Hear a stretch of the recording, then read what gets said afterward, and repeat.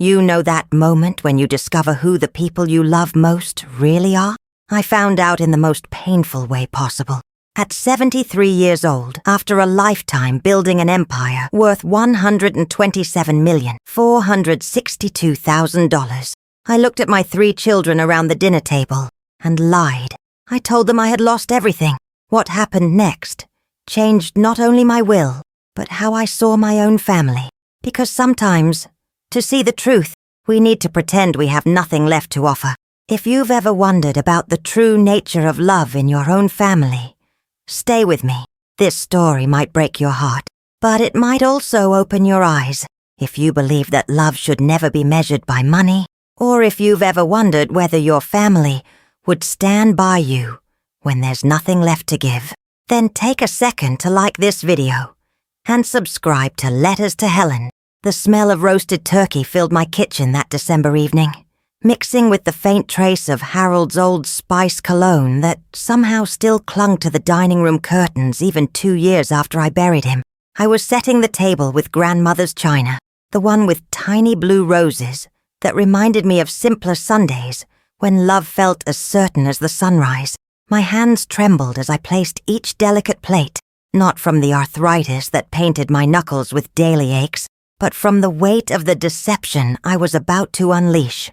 Robert, my eldest at 45, would sit to my right in that same mahogany chair where he used to swing his short legs as a boy, his feet never quite touching the Persian rug beneath. Catherine, 42, and sharp as the business suits she wore like armor, would take her place across from me, probably glancing at her Apple Watch between bites like time was money slipping through her fingers. David, my youngest at 38, would settle by the window where the last December light would catch the premature silver threading through his dark hair that grew more like Harold's with each passing year. Just last week, I had stood in the hallway outside the kitchen after Harold's memorial service, listening to them divide up my life like shareholders at a board meeting. Robert's voice was ice-cold calculation, discussing when Mom finally goes, with the detachment of a man pricing real estate. Catherine tapped numbers into her iPhone, her manicured nails clicking against the screen like a death march. But it was David's silence that cut deepest.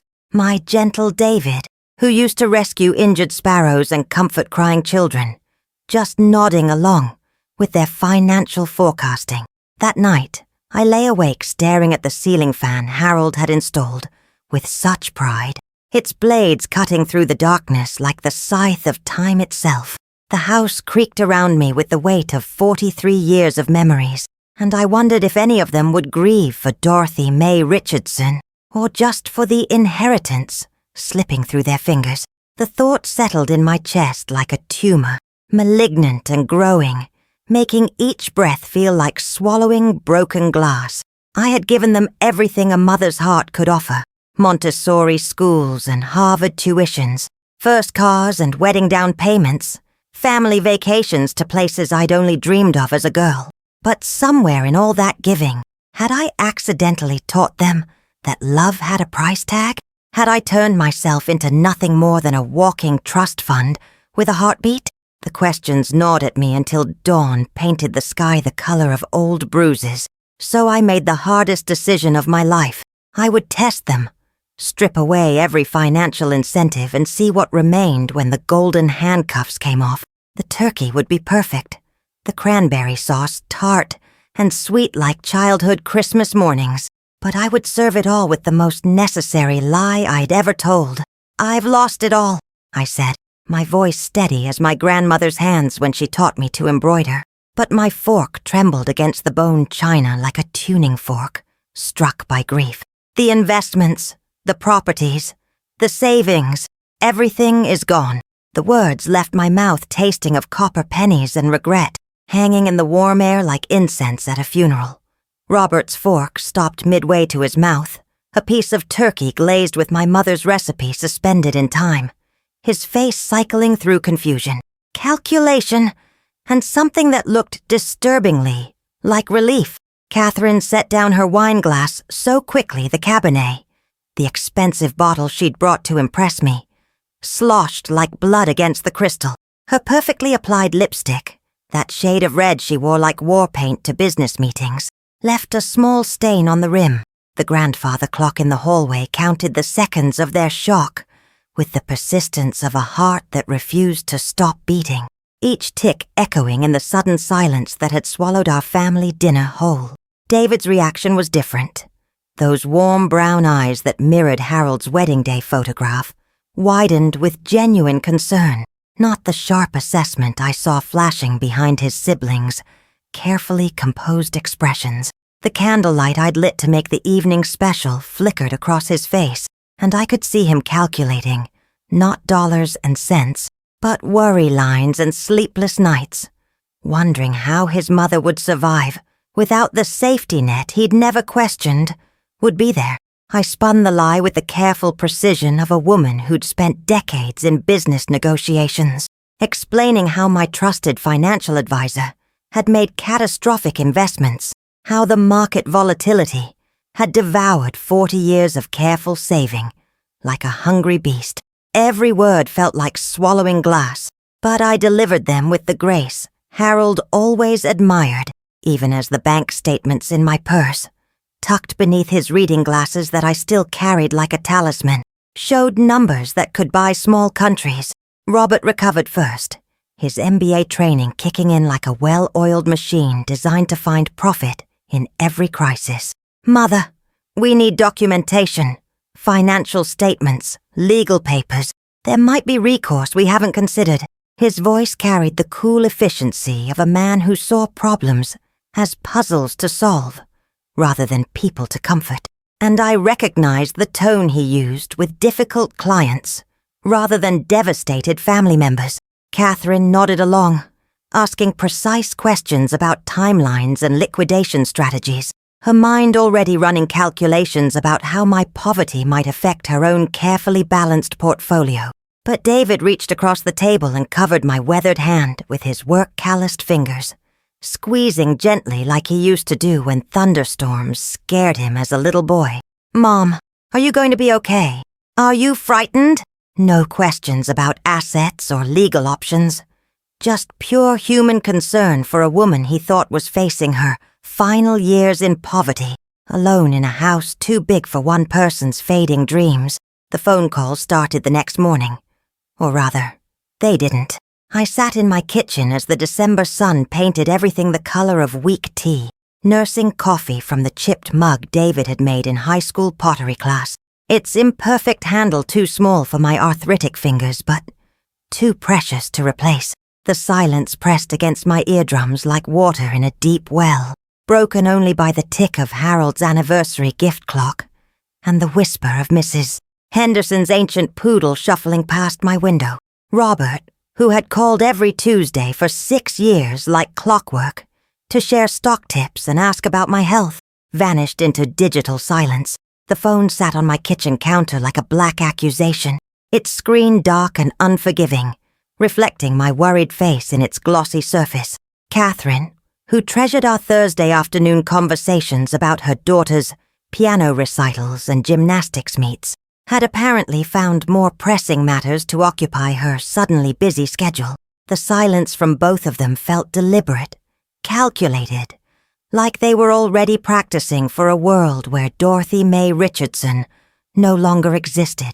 But David called before I'd finished my first cup of coffee, his voice thick with sleep and worry, asking if I'd eaten breakfast, if I needed groceries, if the old house felt too quiet without Harold's morning news programs filling the empty spaces. His concern wrapped around me like one of the quilts my mother used to make, imperfect but warm, offering comfort without expecting anything in return, except the knowledge that someone he loved wasn't suffering alone.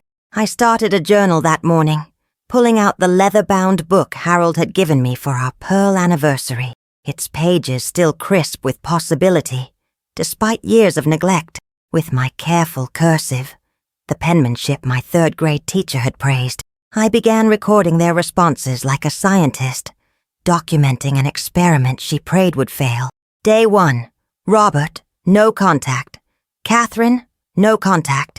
David called 8:47 a.m., offered to bring soup for lunch, asked if I was scared. By Wednesday, the pattern emerged clear as winter morning light streaming through my kitchen windows. Robert's assistant delivered polite excuses about demanding clients and crucial deadlines, her voice professionally sympathetic but ultimately dismissive, like she was declining a social invitation rather than abandoning an elderly woman in crisis. Catherine's voicemail responses grew shorter and more distant, punctuated by the sound of keyboard clicking and background conversations that suggested my financial ruin was competing for attention with more pressing business matters. She asked about my monthly expenses and debt obligations with the clinical detachment of a bankruptcy attorney, never once inquiring if I was sleeping through the night or eating regular meals or feeling overwhelmed by the sudden weight of poverty in my golden years. The realization that I'd become a financial problem rather than a beloved mother settled in my stomach like spoiled milk, curdling everything sweet I'd believed about our relationship into something bitter and indigestible. 2 weeks passed like pages torn from a calendar, each day teaching me lessons I'd spent 73 years trying not to learn. I established a morning routine that felt like a ritual of grief, settling into Harold's leather recliner that still held the impression of his body, wrapping myself in the afghan his sister crocheted for our first Christmas, as newlyweds, sipping coffee that tasted of loneliness and broken expectations while I wrote in my journal, with hands that shook more from heartbreak than age. The entries grew longer as the pattern crystallized with the brutal clarity of winter sunlight. Day 12. Robert drove past the house twice. I saw his silver Mercedes slow at the driveway, then accelerate like he was fleeing a crime scene. Catherine texted about downsizing options and asked if I'd considered my long-term care needs. David brought chrysanthemums the color of autumn honey and spent 3 hours helping me clean out the hall closet, never once mentioning money or inheritance or anything beyond whether I'd been eating enough vegetables. The house itself seemed to hold its breath alongside me, every familiar sound amplified in the strange new silence my supposed poverty had created. The old floorboards creaked their wooden songs with each step.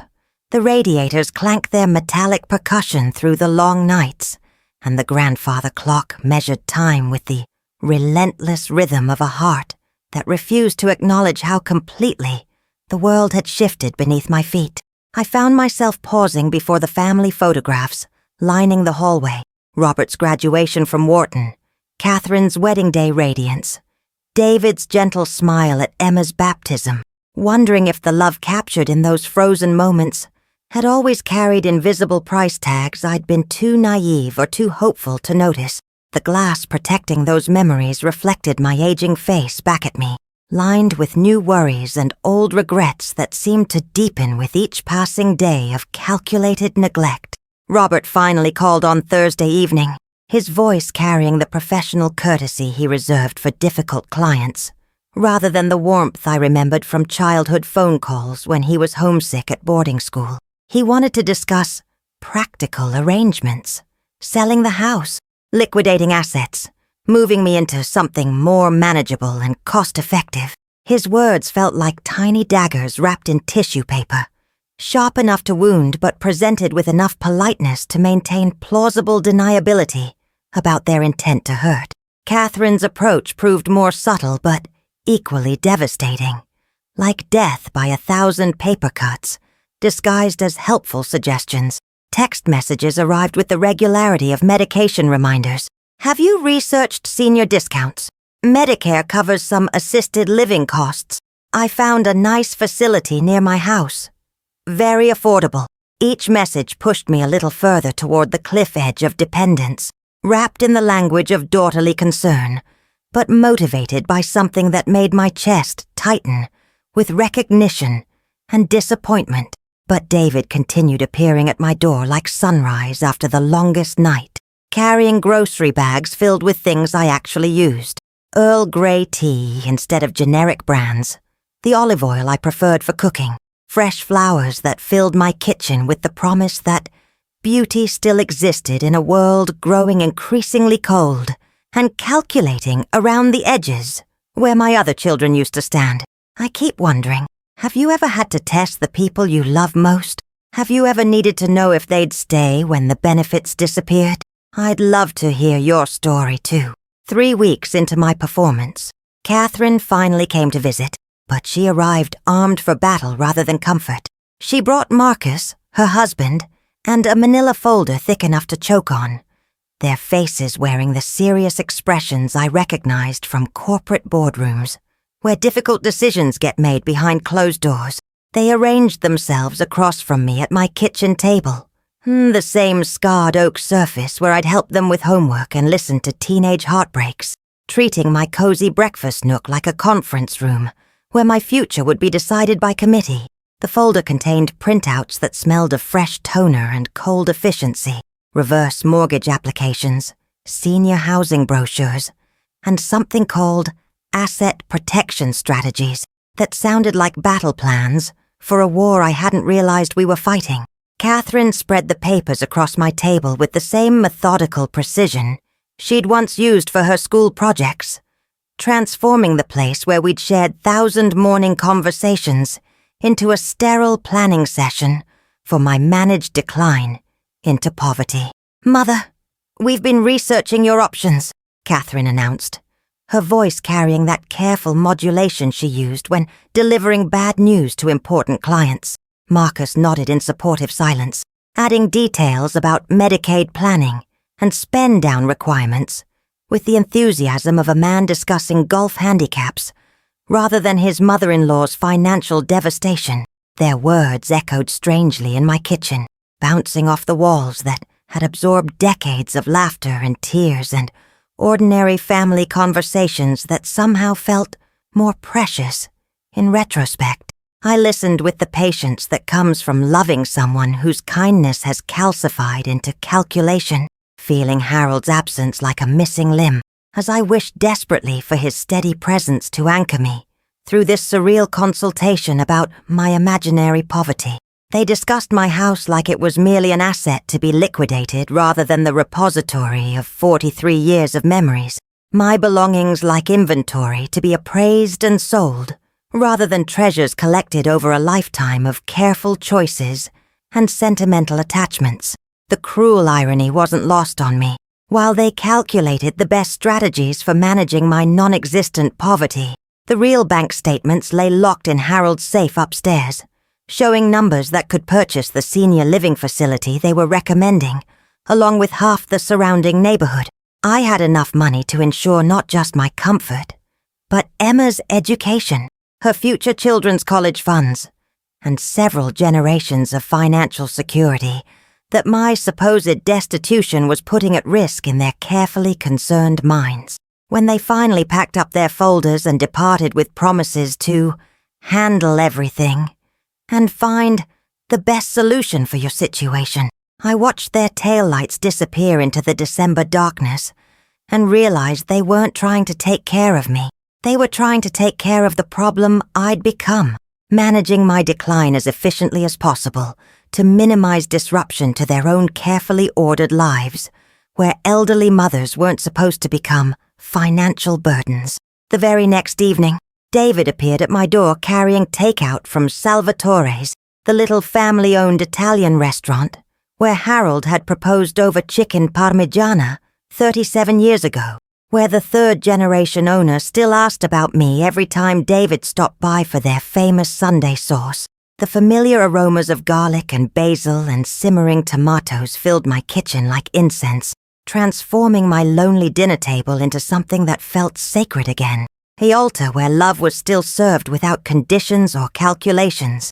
We unpacked the containers together, David's calloused hands gentle with the plastic lids and paper napkins, his presence filling my kitchen with warmth that had nothing to do with the heating bill and everything to do with the kind of love that shows up, uninvited but never unwelcome. He'd brought extra bread rolls and a bottle of Chianti, not the expensive kind Catherine favored for impressing business associates, but the simple table wine Harold used to buy for our anniversary dinners when we were young, and every dollar mattered. Our conversation wandered through safe territories, Emma's progress in violin lessons, his latest woodworking project for a young couple expecting twins, Memories of Harold teaching him to use power tools in the garage that still smelled of sawdust and WD-40 even now. David's voice carried the same gentle cadence I remembered from bedtime stories, when he was small, unhurried and unworried, as if he had nowhere more important to be than my kitchen table listening to his mother's concerns about heating bills and property taxes. "Mom," he said as we shared tiramisu from the same fork, like we used to do when he was little, "I've been thinking about you rattling around in this big house all by yourself. Not about selling it," he added quickly, reading the panic that must have flashed across my face, "but about whether you're lonely here, whether the silence gets too heavy when darkness falls, and you're the only heartbeat in all these rooms that used to be filled with our voices." His offer came wrapped in the kind of selfless love that makes your chest ache with recognition. He wanted to move in temporarily, bringing Sarah and Emma, turning the downstairs study into a bedroom, so I wouldn't have to navigate the stairs that had grown steeper since Harold's absence. "Just until you feel steadier," he said, his work-roughened hand covering mine across the table, "because no one should have to face losing everything alone. And family means we take care of each other, regardless of bank balances or inheritance expectations." When I asked why he wasn't concerned about his inheritance, about what my financial ruin might mean for his daughter's college fund or his retirement plans, David looked genuinely puzzled, like I'd asked him why he wasn't worried about the phases of the moon. "Mom, I never built my life around money that wasn't mine yet. Whatever you and Dad created belonged to you both, to enjoy and spend however made you happiest. The most valuable inheritance you gave me was teaching me how to love people without keeping score." 4 weeks into this painful experiment, I made an appointment with Thomas Bradshaw, Harold's longtime attorney whose downtown office still smelled of leather-bound law books and the pipe tobacco he'd given up years ago on doctor's orders. I carried my journal like evidence to a trial, its pages now filled with the careful documentation of my children's true characters, revealed under the harsh light of my supposed financial ruin. Each entry a small dagger twisted deeper into my maternal heart. "Dorothy, I have to ask if you're certain about these changes," Thomas said, his reading glasses sliding down his nose, as he reviewed my new instructions with the careful attention he had always given to matters that could fracture families for generations. His office walls displayed decades of family photographs, his own grandchildren growing up in yearly increments, and I wondered if any of those smiling faces would treat him like a financial burden if his own fortune disappeared overnight. The original will had been straightforward as a Sunday morning prayer, equal thirds to each child. No strings attached, no moral judgments encoded in legal language. It was the kind of document that assumed love was unconditional and family bonds stronger than financial incentives. But 4 weeks of careful observation had taught me that fairness and justice weren't always the same thing, that character mattered more than birth order when determining who deserved to carry forward the legacy Harold and I had built through decades of sacrifice and careful choices. For Robert, whose sharp business acumen had come paired with an equally sharp coldness toward his struggling mother, I designed a charitable trust that would force him to learn the difference between having money and doing good with it. Every dollar would flow through his hands to organizations serving others, managed by professionals who understood that wealth without purpose was just elaborate scorekeeping. He would learn to find meaning in giving rather than getting, to measure success in lives changed rather than assets accumulated. Catherine's portion would fund scholarships for girls from families like Harold and I had been, families where love was abundant but opportunities were scarce, where children learned to value education because they understood the cost of ignorance. She would interview candidates, read essays about dreams deferred but not abandoned, see herself reflected in young faces that knew the weight of financial struggle. Perhaps managing other people's hopes would teach her to recognize the value of her own privileges and the responsibility that came with inherited advantage. But David's inheritance would come without conditions or restrictions, freely given to a son who had already proven he understood the most important lesson money could teach. that love isn't a transaction, that family isn't a business venture, that the people who matter most are worth caring for, even when the caring offers no prospect of return on investment. His character needed no correction, his heart no reshaping through financial manipulation. I decided to gather them one last time, to offer a final opportunity for truth-telling before the permanent damage was done. The invitation was simple as a church bell, calling the faithful to worship. Sunday dinner, like always. I have something important to share. I spent the morning cooking their childhood favorites, pot roast that fell apart at the touch of a fork, glazed carrots sweet as candy, mashed potatoes enriched with cream and butter from the local dairy that still delivered in glass bottles, like when they were small. The house filled with aromas that should have spelled love and comfort, but felt instead like the last meal before an execution. I set the table with Harold's wedding china, the good silverware we'd received as newlyweds and saved for special occasions, because this dinner would be special in ways they couldn't yet imagine. The last time they would sit at my table not knowing the truth about their mother's wealth or their own hearts revealed under pressure. They arrived like actors taking their places for the final scene of a play they didn't know they were performing in. Robert came straight from his office, still wearing the expensive suit and calculating expression he used for closing difficult deals, checking his phone even as he kissed my cheek with the perfunctory affection of a man fulfilling social obligations. Catherine appeared nervous as a cat in a thunderstorm, clutching her designer handbag like it contained evidence of crimes she hadn't yet been accused of committing. David arrived last, carrying flowers from Sarah's winter garden, chrysanthemums the color of autumn sunset that he arranged in Harold's favorite vase without being asked, the one with the hairline crack we'd never repaired because it reminded us that beautiful things could survive damage and still hold water, still serve their purpose with grace. His presence brought warmth that had nothing to do with the thermostat and everything to do with the kind of love that asks no questions and expects no rewards. The dinner conversation felt scripted, full of pauses that stretched too long and glances that carried meanings I was only beginning to decode. Robert and Catherine kept exchanging looks across the table, their silent communication excluding me from calculations I suspected involved my imaginary poverty and their real convenience. I served dessert and coffee, asking about grandchildren and work projects, pretending this was just another family gathering, instead of the culmination of a month-long investigation into the true nature of parental love. Finally, as we sat surrounded by the debris of what might be our last peaceful meal together, I asked the question that had been building in my chest like storm pressure. I've been wondering about fairness lately. If someone worked their entire life building something meaningful, how should they decide what to do with it? How do you measure who deserves what when love and money get tangled together like fishing line you can't untangle without cutting?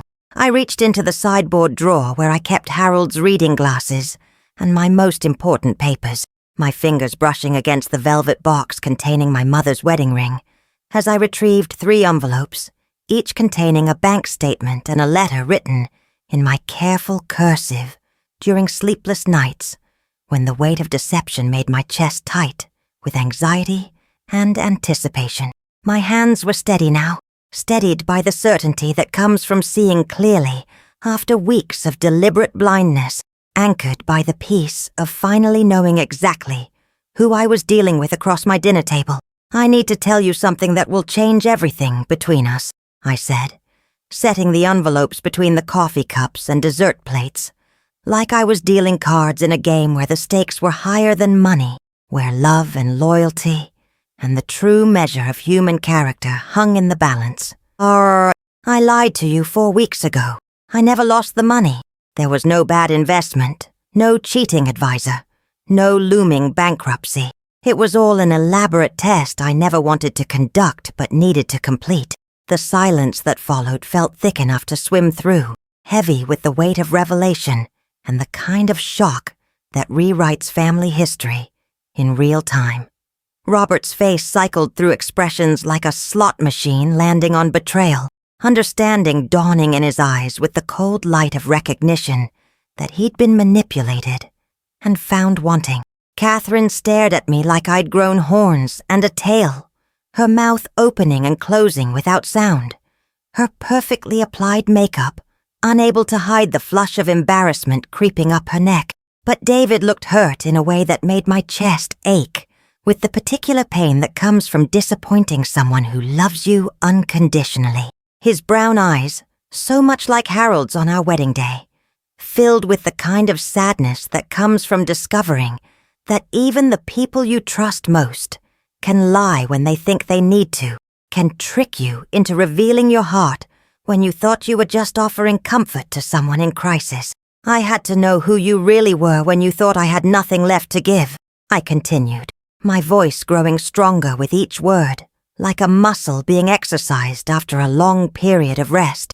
I needed to understand if you loved me for myself, or just for what I could leave behind. Before I died, I had to see my children's true faces, stripped of the masks we all wear when inheritance hangs in the air like unspoken promises we're afraid to name directly.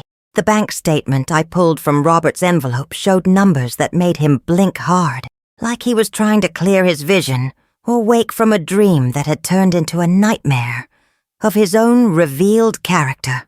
$127,462,000, plus properties and investments that had grown even during my month of pretended poverty, money that had been there all along, while he calculated his emotional distance from my supposed financial ruin. David's response cut deeper than his siblings' anger. Mom, I would have loved you and helped you whether you had money or not. You didn't need to test something that was never in question. You could have just asked, and I would have shown you my heart without making you trick me into revealing it. The bank statement spread across my table told a story, written in numbers that most people could never imagine. $127,462,000, plus real estate holdings and investment accounts that had continued compounding, even during my month of theatrical poverty. But the 3 letters I handed them told a more important story, the story of character revealed under pressure, of love tested by the possibility of loss, of children who had grown into adults I was only now beginning to truly understand. Robert opened his envelope with the desperate speed of a man hoping to find redemption, written in legal language, his eyes scanning Thomas Bradshaw's careful prose that outlined a charitable trust managed by professionals who understood the difference between having wealth and doing good with it. Every dollar of his inheritance would flow through his hands to organizations serving others, teaching him to find meaning in giving rather than getting, to measure success in lives improved rather than assets accumulated in accounts bearing his name. You're forcing me to give it all away? He asked, his voice tight with disbelief, and something that sounded like genuine grief for the financial security he'd counted on, without earning, the inheritance he'd treated like a birthright, rather than a gift that required character to deserve. I could see him struggling to understand the concept of wealth that came with responsibility rather than privilege, money that demanded service rather than self-indulgence. Catherine's letter outlined her role in managing educational scholarships for girls from backgrounds like Harold and I had known, families where love was plentiful but opportunities were scarce, where children learned to treasure chances that others took for granted. She would interview candidates, read essays about dreams deferred by poverty but not defeated by circumstance, see her own privileged reflection in young faces that understood the true cost of education and the weight of wasted potential. David's letter was the shortest and simplest, like a love note rather than a legal document. No conditions, no restrictions, no moral lessons, encoded in financial structures because he had already learned the most important lesson money could teach. His inheritance came freely given to a son who had proven that love wasn't transactional, that family wasn't a business venture, that the people who matter most are worth caring for, even when the caring offers no promise of future reward.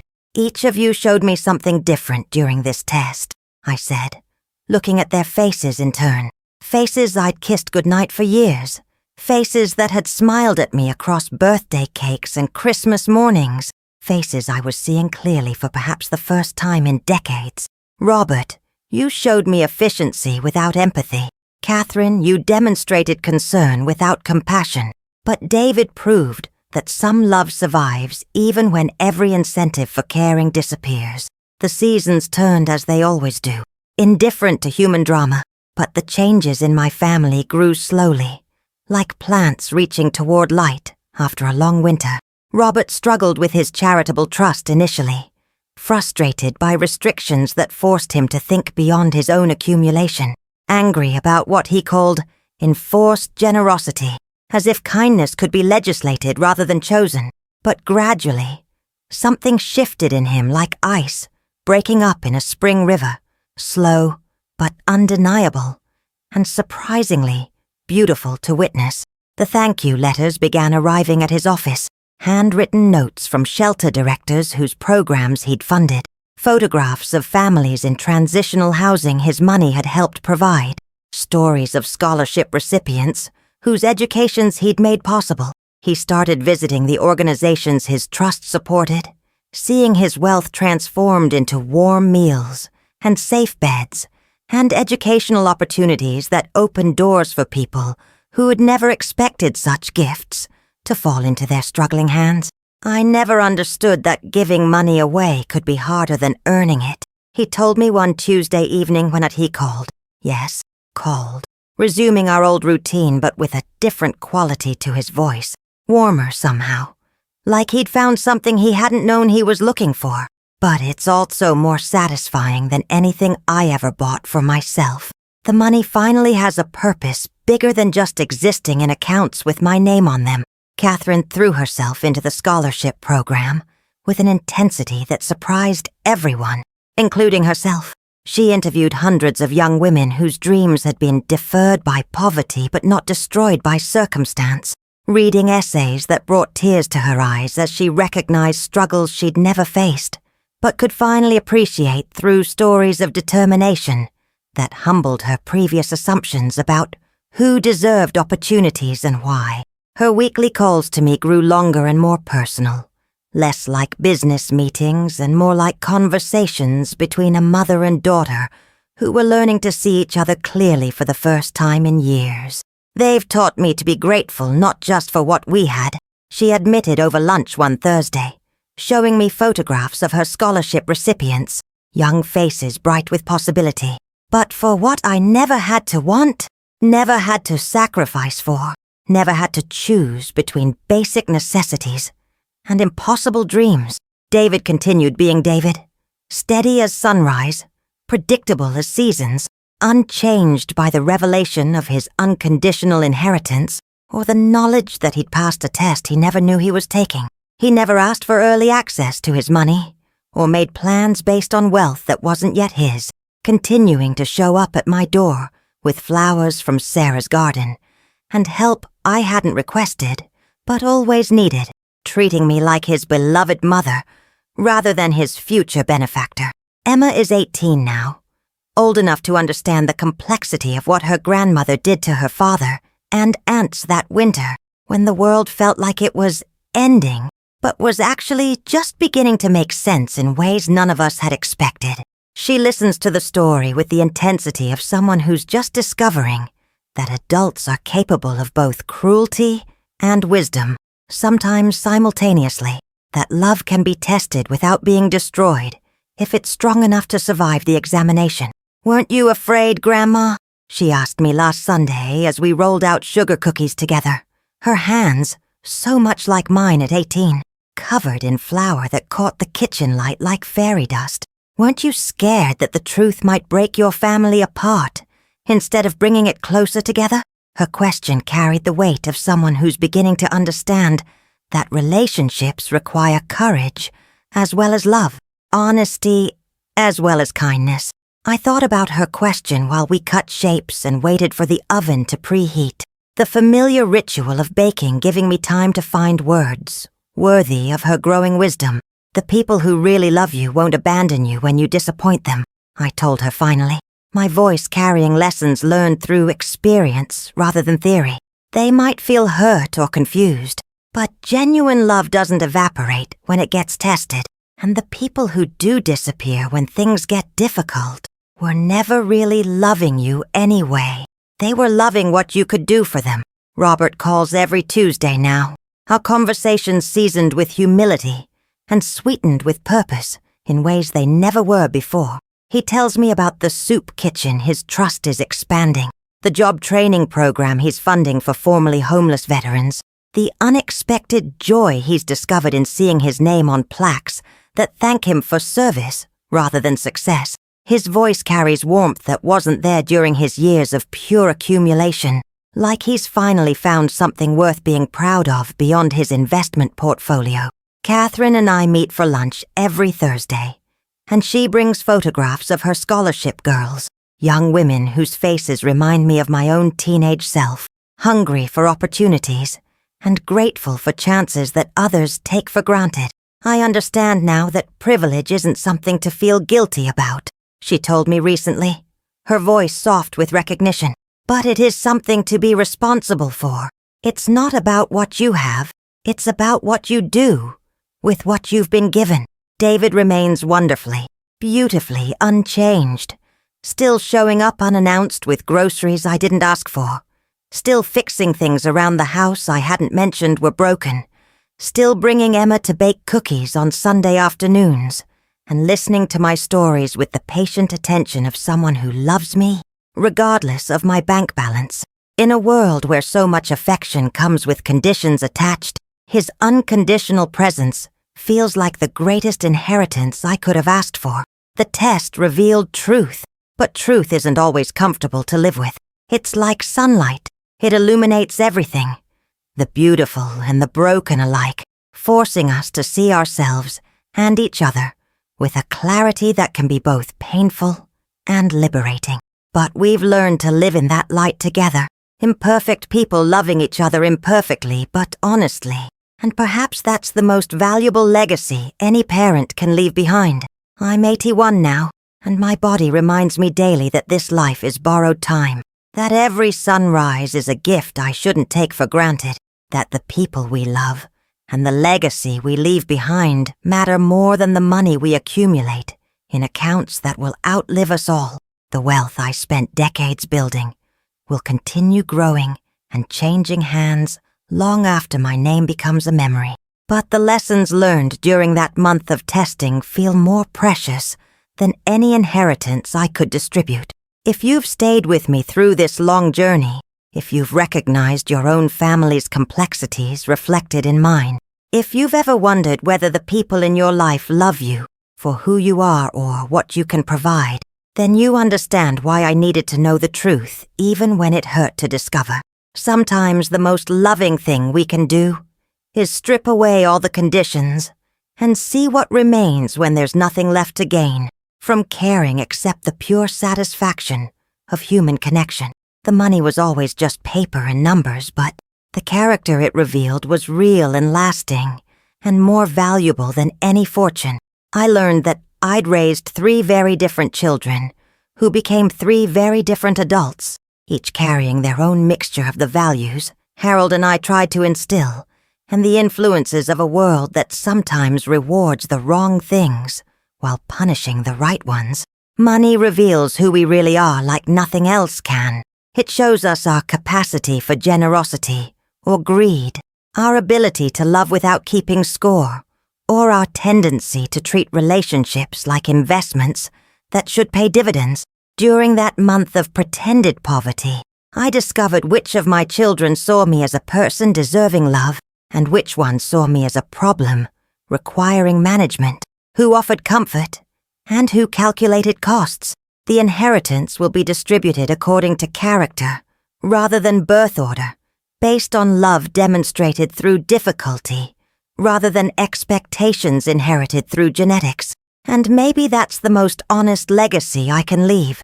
Not just wealth transferred from one generation to the next, but wisdom about what wealth means when it's paired with character, what love looks like when it's tested by loss, what family means when the financial incentives disappear.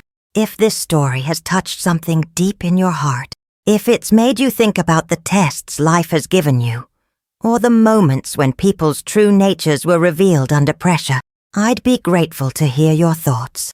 Share with me in the comments about the times when you've had to choose between what felt fair and what seemed right, when you've discovered that people you thought you knew were strangers wearing familiar faces, when love surprised you with its strength or broke your heart with its conditions.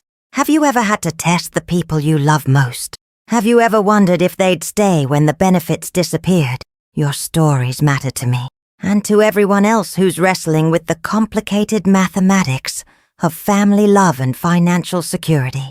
We're all trying to figure out how to love well and be loved truly in a world that often confuses having with being, accumulation with accomplishment, inheritance with entitlement.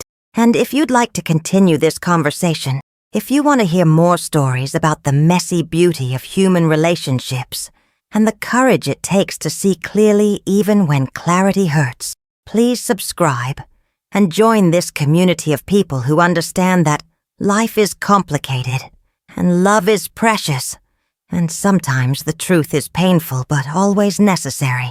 There are so many more stories waiting to be told about forgiveness and growth, about second chances and hard-earned wisdom, about what it means to build something lasting in a world that often values the temporary over the eternal. Thank you to Letters to Helen for creating this sacred space where we can share our deepest truths without judgment, where we can explore the complex territory of family dynamics and financial anxiety, and the universal human need to be seen and valued for who we are rather than what we can provide. Your support has made it possible for me to tell this story honestly, completely, without softening the sharp edges or smoothing over the uncomfortable realities that make us all profoundly, imperfectly human. Until we meet again in stories yet to be shared, may you love courageously and be loved unconditionally. May you have the strength to see truth even when it's painful to acknowledge. And may you never have to wonder whether the people in your life treasure you for your heart or your bank account. The difference, as I learned the hard way, makes all the difference in the world.